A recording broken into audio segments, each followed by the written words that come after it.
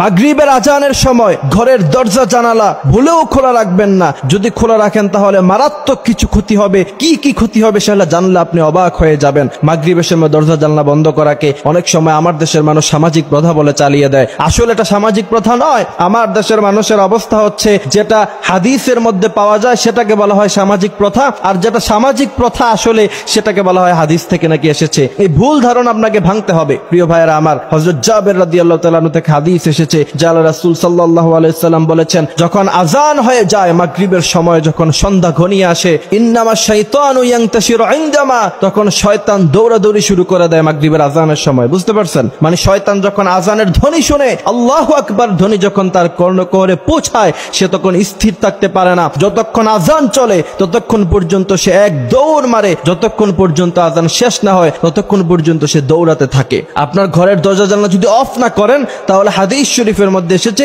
শয়তান আপনার ঘরের মধ্যে ঢুকে যেতে পারে। এখন আপনি বলবেন যে হুজুর, দরজা জানলা বন্ধ করলে কি শয়তান ঢুকতে পারবে না? না, রাসূল করিম সাল্লাল্লাহু আলাইহি সাল্লাম হাদিস শরীফের মধ্যে বলেছেন যে ঘরের দরজার যে লক আছে, সে লক যদি আপনি লাগিয়ে দেন তাহলে আল্লাহ সুবহানাহু ওয়া তাআলা শয়তানের ঘরে ঢোকার যে ক্ষমতা, সেই ক্ষমতা আল্লাহ সুবহানাহু ওয়া তাআলা তার থেকে তখন ছিনিয়ে নেয়, সে তখন আর ঘরে ঢুকতে পারে না। এটা স্পষ্ট কথা। এই জন্য যখন আজান হয়ে যাবে তখন অবশ্যই আমরা ঘরের দরজা জানলাগুলি সাথে সাথে বন্ধ করে নিব। সেক্ষেত্রে রাসূল বলেছেন, যখন তোমরা মাগরিবের নামাজ পড়ে ফেলবা, জিকির আজকারগুলি করবা, তখন আবার চাইলে তোমরা দরজা খুলতে পারো, সেক্ষেত্রে কোনো সমস্যা নাই। তবে আজানের সময় যাতে দরজা জানলা যাতে খোলা না থাকে সে ব্যাপারে আমরা কেয়ারফুল থাকবো। দ্বিতীয় নাম্বার কথা হলো, ওই সময় আপনি যদি বাচ্চাদেরকে বাইরে রাখেন তাহলে হাদিস শরীফের মধ্যে এসেছে বাচ্চার অনেক ক্ষতি হয়ে যেতে পারে। বাচ্চাকে দুষ্ট জিন তখন আক্রমণ করতে পারে, কারণ যখন অন্ধকার পৃথিবীর মধ্যে ছেয়ে আসে তখন জিনেরা চলাচল শুরু করে দেয়, এবং জিনেদের মধ্যে থেকে দুটি পার্ট আছে, কিছু খারাপ জিন, কিছু ভালো জিন। খারাপ জিন যারা,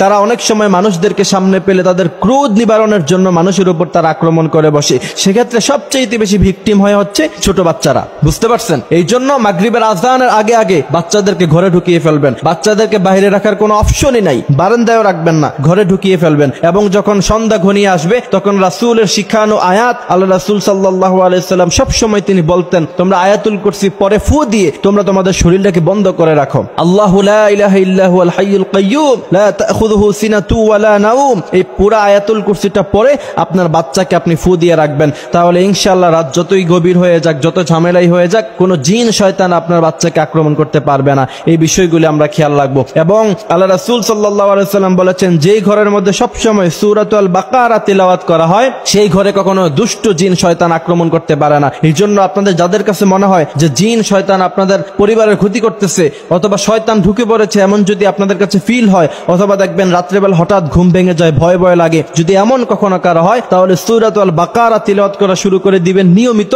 রাসূল করিম সাল্লাল্লাহু আলাইহি সাল্লাম বলেছেন, যে ব্যক্তি সূরাতুল বাকারা তিলাওয়াত করলো এবং যেই ঘরে সূরা বাকারা তিলাওয়াত করা হলো সেই ঘর থেকে আল্লাহ পাক সমস্ত শয়তান, জিন শয়তান, খবিশ শয়তান থেকে আর সেই ঘরকে আল্লাহ সুবহানাহু ওয়া তাআলা হেফাজত করে। এই জন্য আমরা আমল করব। সব সমস্যার সমাধান আছে আমলের মধ্যে, এবং কোরআনের মধ্যে আছে সব রোগের শিফা। ওয়া নুনাজ্জিলু মিনাল কুরআন মা হুয়া শিফা। এবং আল্লাহ পাক অন্য আয়াতে বলছেন,